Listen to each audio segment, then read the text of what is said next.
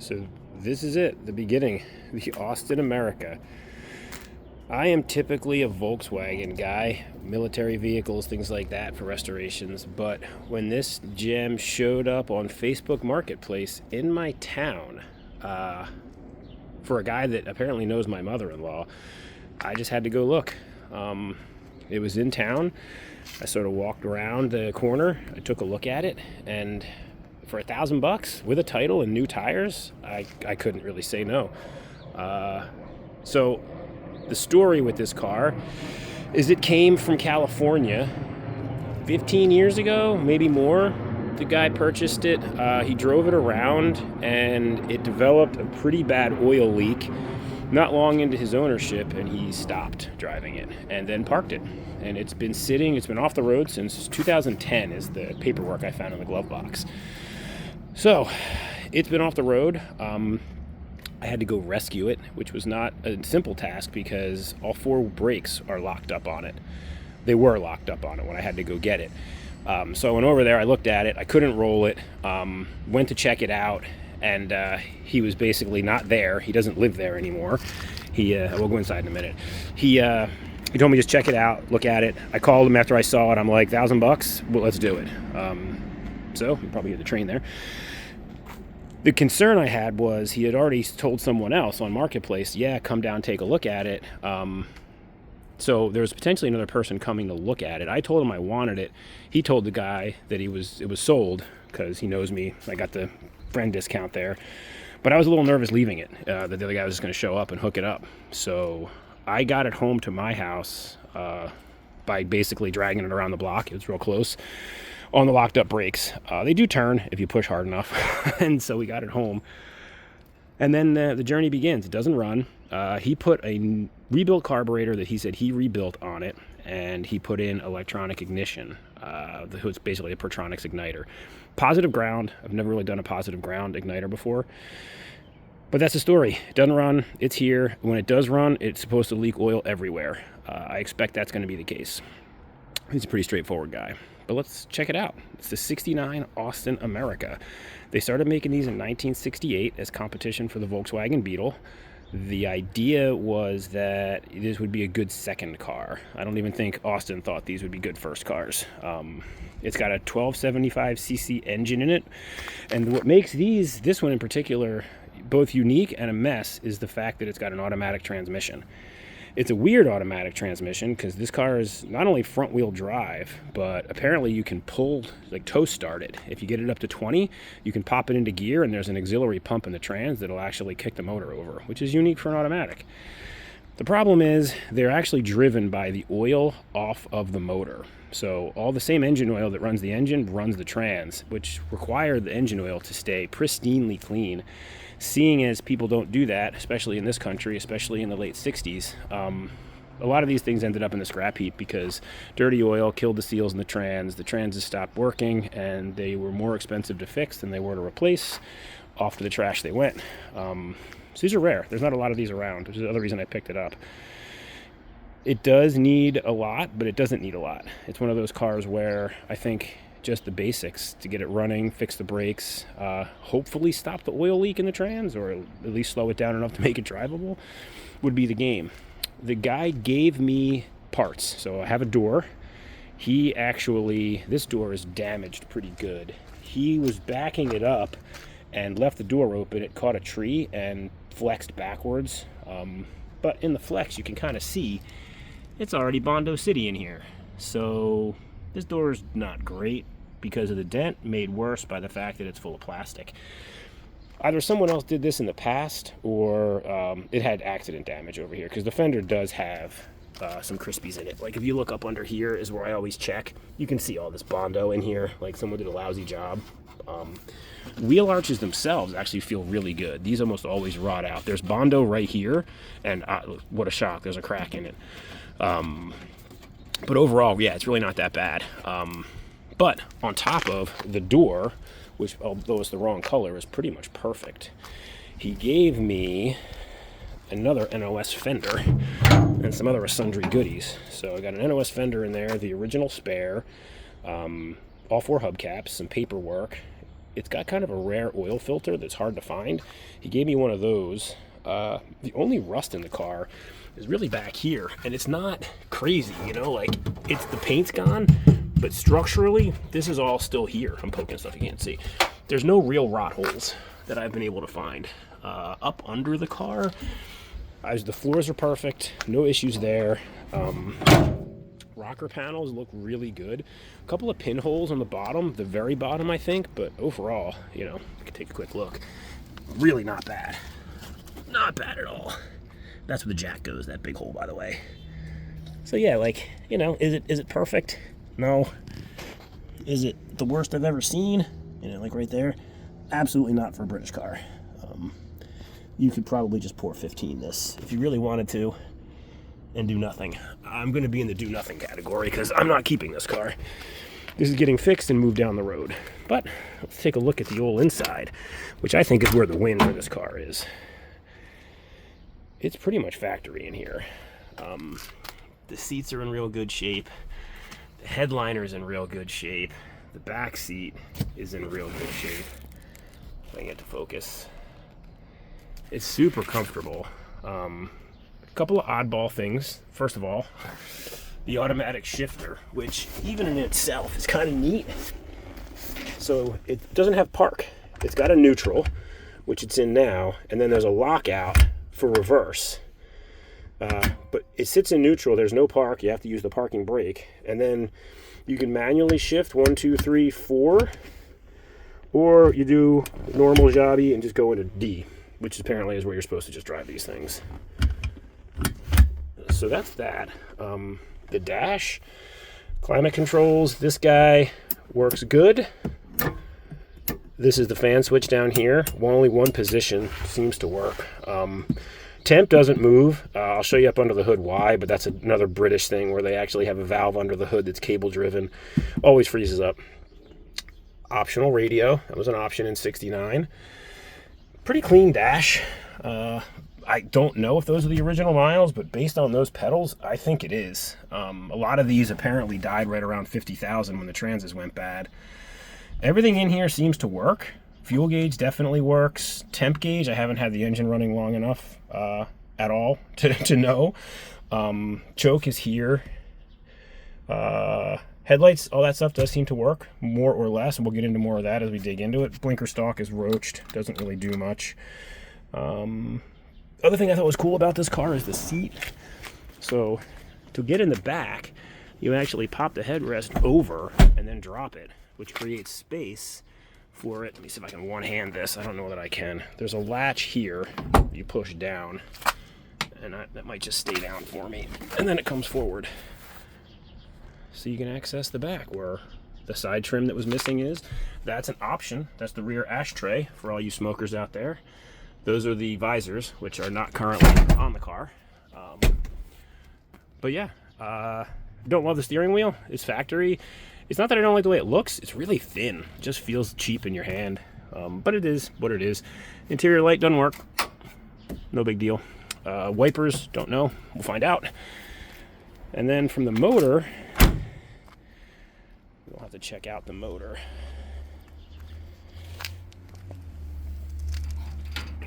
This is the latch. The spring is missing. I don't know if I can one-hand this. Bear with me. Okay. And that is the motor. I already put the battery in to try to see if it would start. It does not. That's that new igniter that he put on.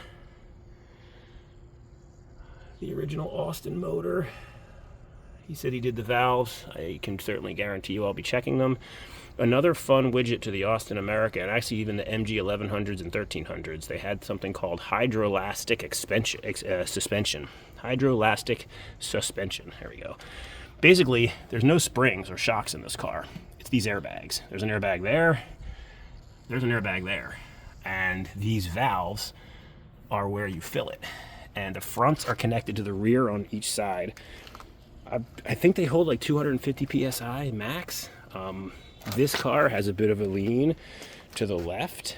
The dude I got it from tells me he has a pump to pump them up. He may give to me, he may not. He's also selling a 1300 All right, yeah, MG 1100, four-door version of this car, and he wants to see if the guy who buys that is going to take it. That's a manual, but he's asking like $6,500 for it, which it's in worse shape than this, believe it or not. But it does run, and it's a stick, not this wanky automatic. So maybe someone will buy it. I don't know, but I hope they don't, because I want that pump. The bumper overriders, front and rear, were an option. Other than that, I mean, it's pretty much as it sits. The plan with this is going to be to basically get it running, try to stop or slow down significantly the supposed oil leak, and then from there, do brakes so it can stop and put the door and the fender on. Maybe try to find these corner reflectors. You can see there's one in the back, but we don't have the one on the front. The other side doesn't have either, I don't believe. And yeah, just make it a driver and move it down the road. Not really into the British cars. One of these days I'll show the fleet, but more Volkswagens, air-cooled Volkswagens and military stuff than this, but couldn't pass it up in town. So first step is going to be to pull that carb off. He said he rebuilt, and try to figure out what's wrong with it. Okay, excuse the messy workbench. Just trying to get this done today on a Sunday. Didn't want to clean up, but I didn't want to miss out recording this, because there's not a whole lot of videos on these SUs on the internet that I was able to find that sort of show this stuff. So we'll start by just taking things apart. That's always a great first way to start. This is that float bowl I was telling you guys about that has the float in it along with the needle and seat. The previous owner, where I got this from, said that he rebuilt it, which is evidenced by that jet on the bottom being wholly wrong. So I'm expecting new stuff in here. We do have to see if it's a plastic float or a metal float. Plastic float, not so adjustable for height. Metal float is adjustable. Survey says plastic float. So one of the things you have to be careful of, like I mentioned, there's a U here that relies on physics to sort of tell the fuel level where to be in the jet. Well, obviously the float level of the fuel helps really make a big determination on where that's going to land. So the float height's really important to be correct. These guys, because it's spring loaded, you really can't adjust. If it was metal, you put an 1/8 inch drill bit in there and you adjust it. This guy's a little bit different. Apparently the factory says there's shims that go under the needle and seat. There's no shims in this. I feel like everyone I've taken apart also doesn't have any shims. So we're gonna run it like that and assume it's gonna be okay like all the others. Float bowl, kind of as expected, looks really clean. I don't know, I got bad lighting in here. I don't know if you can see it. Float bowl is really clean in there. Expected that, again, because he has already taken this apart. This is just like an air horn for the air cleaner. I don't need to take this off to figure out what's going on with all this, but I do have to take this off so we can take a look at the needle, because what you're going to see in here is the needle actually goes into the main jet and dictates sort of the gap the main jet is going to have to allow fuel past it. So the further into the jet the needle is, the less fuel is going to come out. And that's how a modern carburetor works too, where you're adjusting those little mixture screws that are somewhere on a carb body, on like a Holley or an Edelbrock or whatever. Same idea, you're pushing a pin into a hole to make the hole smaller so you get less gas. Same idea. So this guy here is going to just be a plunger, a pin, a spring, and a needle. So this is the plunger, this is the needle. I don't know if you get a good look at that. It's pretty small. If these are bent, they're garbage. You can't straighten them. If you can clean them carefully. But again, this is really just a spring. This shaft inside here, this cap comes off and you can put some oil in and it helps kind of dampen the movement of it. But this does what it's supposed to do. As air rushes in, it actually will move this up. So you romp on the gas, this will move up, let more, this needle comes out of the jet, lets more fuel in. So as you need more fuel, it kind of is always dynamically changing what the jet does. So we don't have to do anything with that. We just needed it out of the way so we could see down in here to the actual jet. And again, great lighting, you can kind of see it in the reflection, but that's the hole that the jet rides up and down in.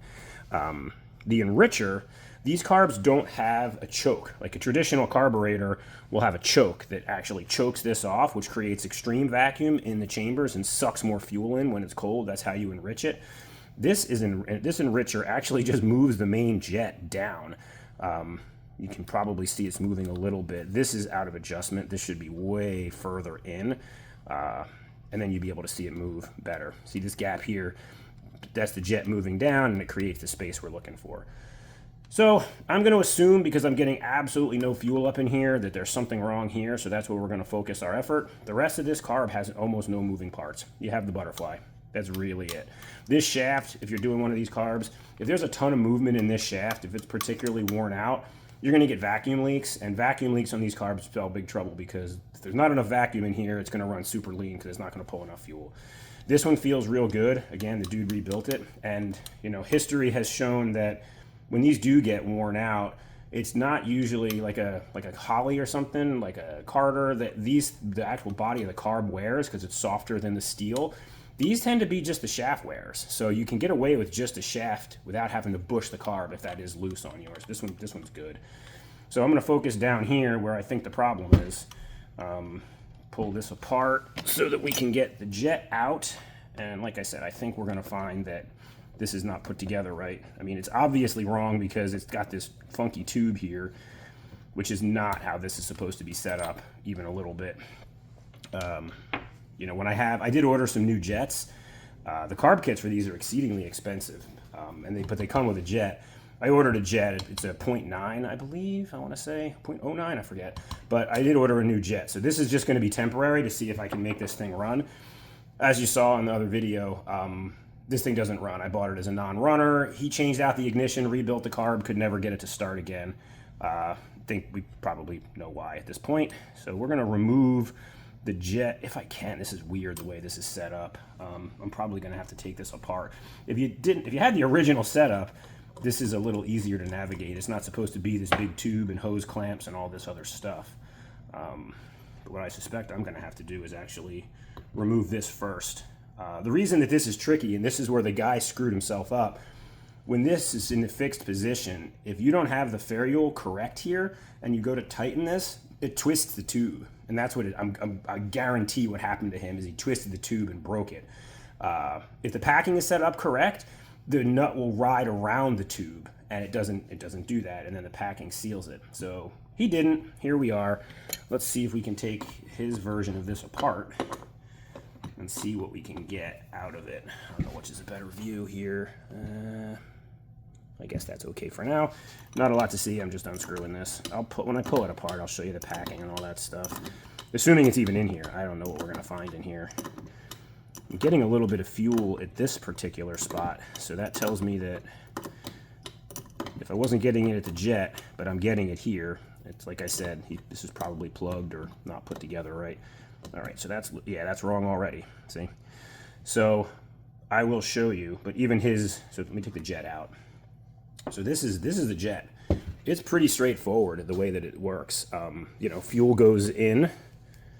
Try and orient it the right way. Fuel goes in, runs up here, vacuum at the top is sucking up, and you've got that needle.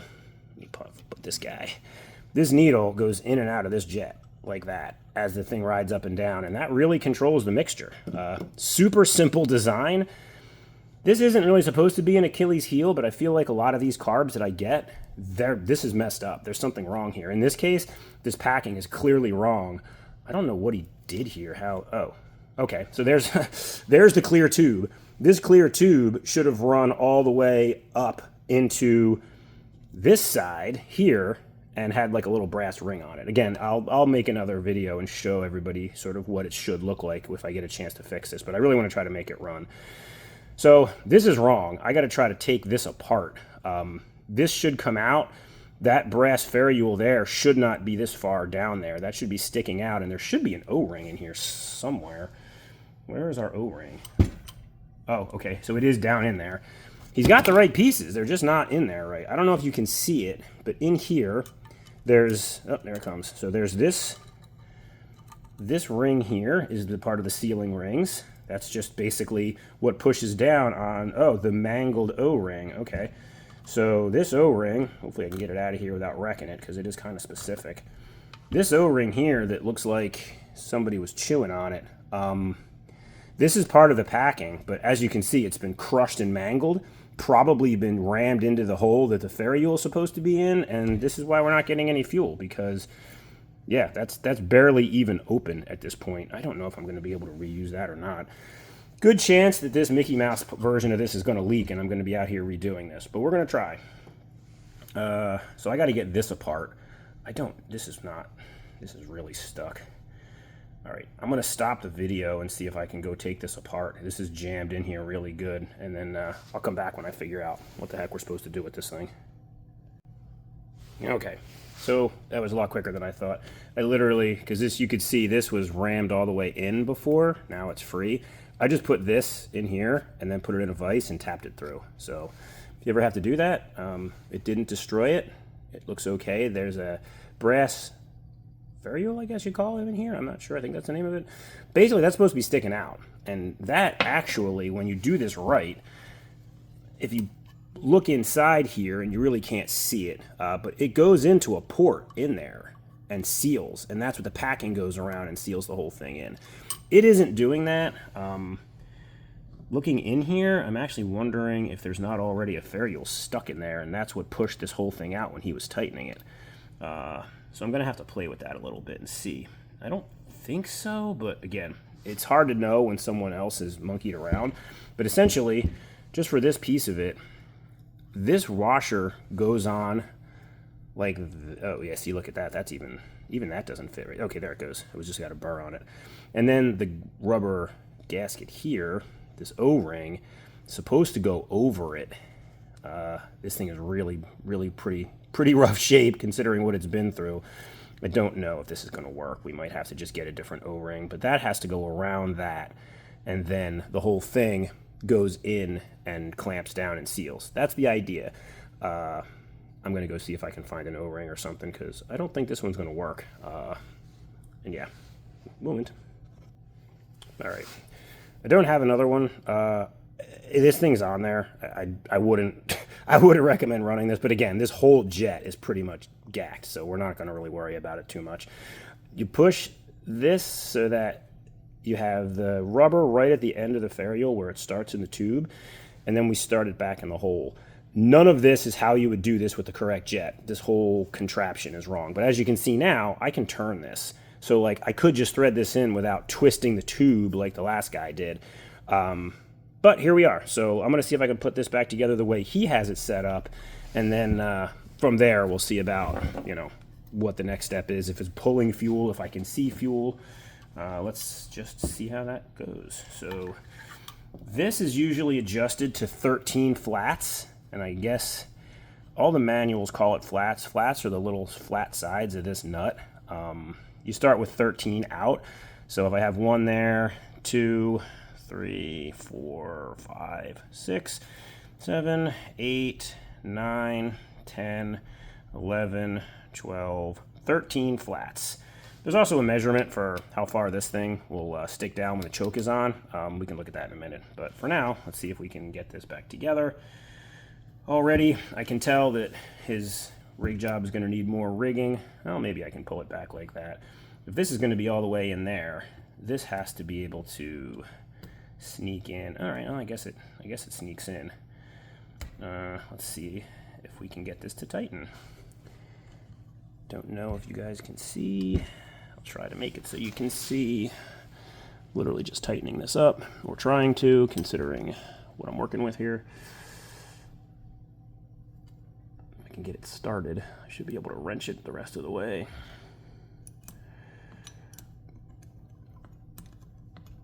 Trying to get the packing nut past that part there.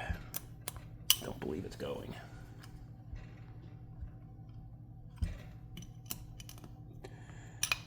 That's why stock is better. Stock is where it's at. But once that jet gets here, I'll be able to show you what this is supposed to look like. Because again, this ain't it. Yeah, that ain't going in. Maybe I can do it out here. You know what, let's just see. Oh, I already lost my gasket in there. Let's operate this a different way. Let's see, we have that packing nut, which I'm gonna have to now, or the gasket. I'm gonna have to fumble with getting back on here again. That was fun the first time. Now it's okay, that's a little better. Bring it to the proper depth, and then we have to work this in. And this has to grab.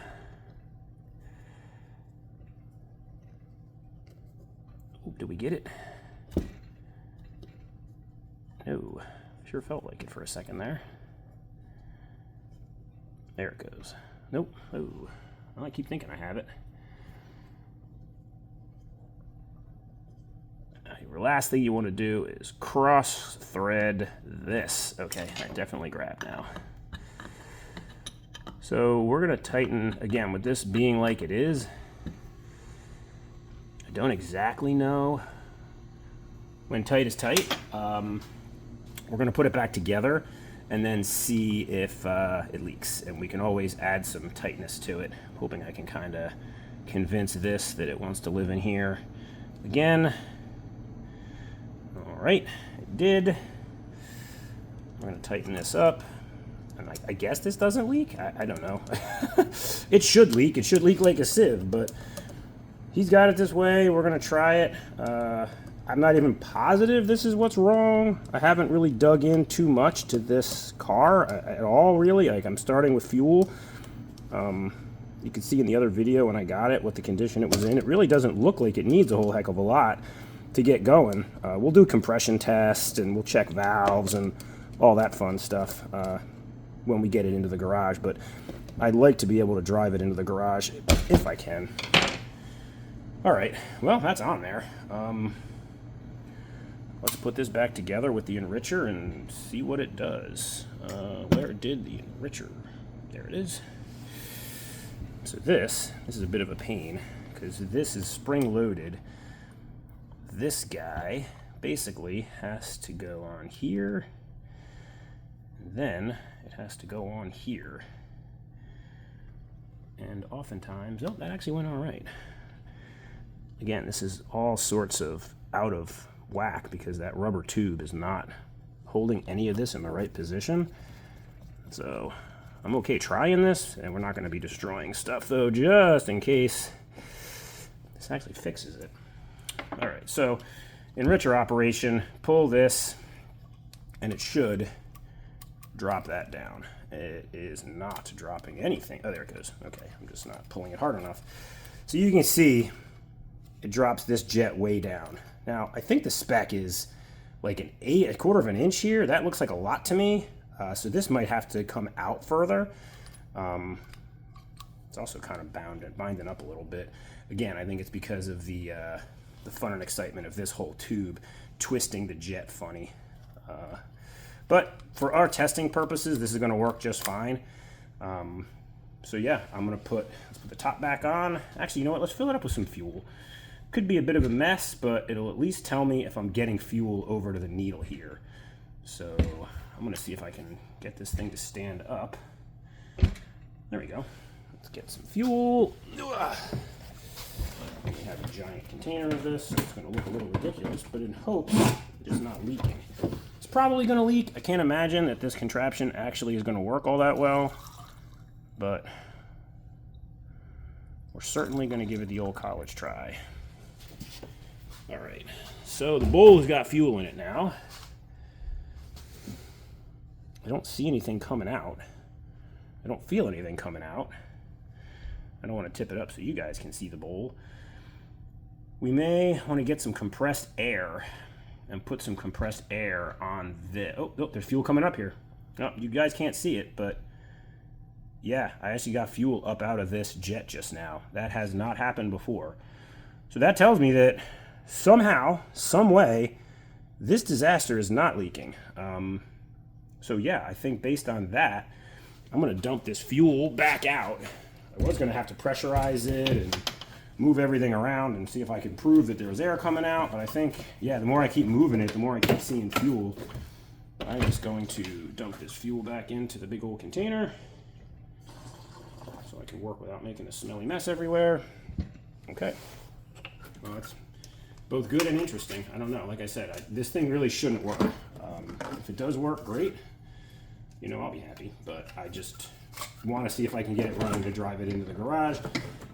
as stated before, it's an automatic transmission, but it's not really an automatic transmission. There's a lot of drag on the front wheels, brakes are locked up, so not ideal for pushing. If I can actually make it move on its own, that would be great. So this only aligns one way. There's a riding notch right here. There's a catch right here. The only trick to this is making sure when you put it in, you do not bend the old needle, because you bend the needle, you're starting all over with all new stuff. So you get the needle in, and it should just kind of fall down into place. Make sure your gasket's not going to get crushed like I'm about to do. And then that looks incorrect. There's an orientation to this. You got to find. And that one looks correct. So we'll put these screws back in. And essentially it's ready to go try on the car. There's really not much else to it once I get this back together. There's an interesting gasket sandwich on the car itself for the way that British cars do their linkage for enriching and for gas pedal, for throttle. And they actually have there's a phenolic spacer that holds the carburetor off of the intake manifold, because the intake manifold and the head are right next to each other on this motor and it gets hot. So the spacer is supposed to provide a little bit of thermal protection from vapor locking the carb. It also has a wire on it, which I'm reading up. I guess it warms it to warm the air when it's really cold. No idea if it works. It does look like a potential source for a vacuum leak if it's not right, because you have like 3 sandwiches out there, which I'll show you in a bit when we go out. Just make sure the gasket on here is in the right spot and that this is in the right orientation. And this all just kind of screws back together. Pretty simple. I mean, these carbs are in theory a great design because it doesn't get simpler. You don't have accelerator pump gaskets and power valves and all the other stuff that comes with the later variants of these. However, I'm doing this wrong. Yeah, that's all backwards. However, along with all of the simplicity comes kind of a bit of a rarity, which with all British cars is a problem. MGBs, not so much because they imported so many of them, but things like this, where the Austin America is, what is it, 68, 69, 70, 71, so like a 3-year car type of thing, 3 years in the US. That's not a long time. They were not particularly popular cars because the transmissions actually are driven by engine oil, and what that does, it creates an interesting situation from an engineering perspective where you have unique filters for the engine. You have, it's one of the very first automatic manuals. I mean, it almost uses regular manual transmission clutches, and they're shifted hydraulically. So cool design, and they used it for a long time over there. But here, if you didn't change your oil back in 1969 religiously, you cook the transmission really quick. The seals did not like dirty oil. They leaked a lot. They lose pressure. They lose pressure, and that's pretty much the end of it. So this is back together. This thing here, I don't know if you can see it, that's just the tag that tells you what kind of carb it is. This isn't definitely an HS4, but that tag has it as an AUD 380. So if you're getting specific parts, that would be good to know, but the truth is most of this stuff is fairly generic for the HS4. All right, so next stop, out on the car to reinstall this thing. Okay, back outside. Let's see exactly what this is going to take. In here is the gasket sandwich I was telling you guys about. You know, these gaskets are okay for now. They look all right. When I got it, on top of it being poorly rebuilt, I tried to start it, I put some starting fluid down, and it actually ran out the side here because he didn't have the bottom nut tight. Easy fix. Thought that was going to be the solution. Not the solution, because I was really desperate when I got this thing to try to drive it so I could move it instead of taking it back to my house by dragging it with a ratchet strap, which is a different story. But anyway, this just slides back over the studs here. For what we're doing, we really don't have to hook anything up. We don't need to hook up any of the linkages. We don't have to hook up the gas pedal. All we really got to do is get the carb on. Then we are going to try to fire it up and see if it does anything. Because before, it did nothing. There was no sputter, there was no nothing. It was just completely dead. So if it does anything, we've improved the situation. If it does nothing, then we are back to the drawing board. And we'll have to probably wait for the actual jet to show up. That thing is real Mickey Mouse, like we talked about, so chances of it working are small, but you never know. And I got nothing else to do on a Sunday but try this out. So we're gonna put this tight enough so we know we don't have any air leaks, because a vacuum leak will do the exact same thing and make it not seem like it wants to run, as the bad jet was doing. So we'll get this tight enough. I am going to put a spring on the throttle plate just so that it doesn't decide to flop open. I don't know if you guys saw or noticed how loose it is. It really just flops around if there's no tension on it. So we don't want to do that. Oh boy, I can see the camera rocking because I'm moving the car. All right, we get this tight enough. Fuel line just slides back on, again, enough. Let me hook this on just so we have some sort of tension on the throttle. Okay, that's really it. I mean, it really couldn't be easier. Let's see here. Debating what to do with you guys. So, positive ground, as we talked about before. So we'll hook the cable up good and tight. And we will give it just a little bit of our friend, the starting fluid, just to help see what we're gonna get. All right, I'm gonna leave you guys out here to watch this. Hopefully you watch it actually try to start. Hopefully it doesn't shake this completely off, and let's see what happens.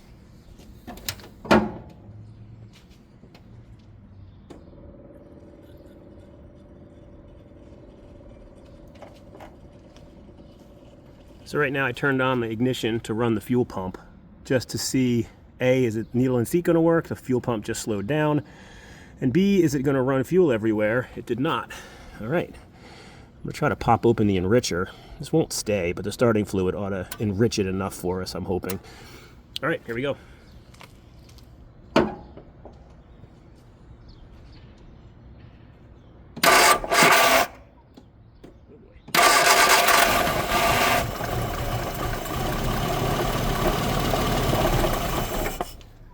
Well, that is the most it's ever run. I don't believe that was just running on the gas that was in it. We will see. Now I wish I had the enricher hooked up. Try this again with the enricher unhooked. See if it'll just kind of stay there for us. All right, one more time.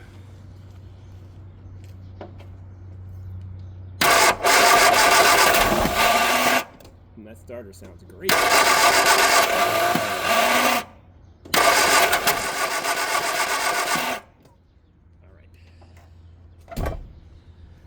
All right, so we are still not there. That sounds like a timing issue.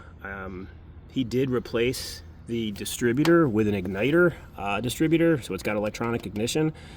That sounds like it is way too far advanced to me, because you can kind of hear like trying to start with stopping the starter. So I'm going to see if I can give that a little twist towards retard. All right, so that backed the timing off a little. And maybe we'll hook up the linkage the right way and see what we get, because I really do think that it wants the enricher to be on. So this is really a pretty straightforward design, like everything else on this. I don't know if you can see. Let me actually get you guys in here. Undo this.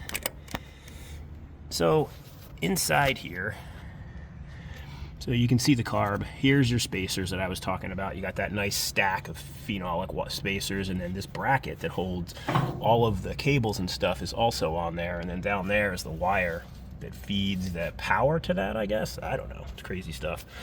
But the linkage basically is this guy here, goes to the transmission, because again, weirdo automatic transmission. But this is what hooks to the throttle and the throttle cable. So this is just a pin. I don't know if I can put you guys in a spot where you're going to be able to see this. I really need to do a better job if I'm going to do these videos at where I'm going to put stuff. But okay, so this is just a pin, and it goes basically around this guy here. So I'm just going to slide this up over that. I'm going to put the pin in, or try to without knocking my camera down. Okay. So that's the pin. Now I got to put the little cotter pin in. Just uses a little cotter pin to hold it. It should be fun to get in with all this other stuff in the way, but I think we'll make do. All right, you get in your home. Not that we need this particular part of it, but I do think it'll be better. We don't need the throttle right away, but we certainly want the spring. That spring should go onto that, I believe. Okay. The one we really need is the enricher, which is basically the choke cable. That just goes right through this hole back here, which you can't see because this moved. There we go. Enricher right here, here. This just goes in there, which is going to be fun trying to... It's not going to put the nut on for now. That'll enrich just like that. So we're going to be able to pull the choke cable this time and see what we get. All right, this is a good spot. I think you'll be able to see what's going on. The enricher's hooked up. I'm going to just give it a shot. I took a little bit more timing out of it too. We'll see what's going to happen. I mean, nothing's really hooked up the right way, but who knows? So let's see.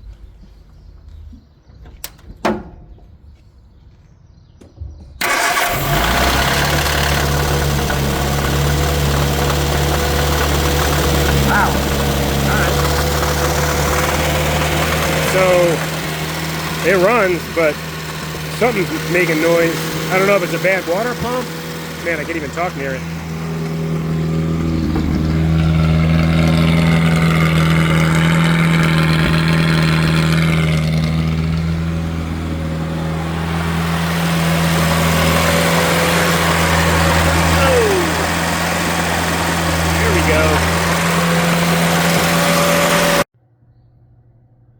Alrighty, so I think I'm gonna wrap this one up.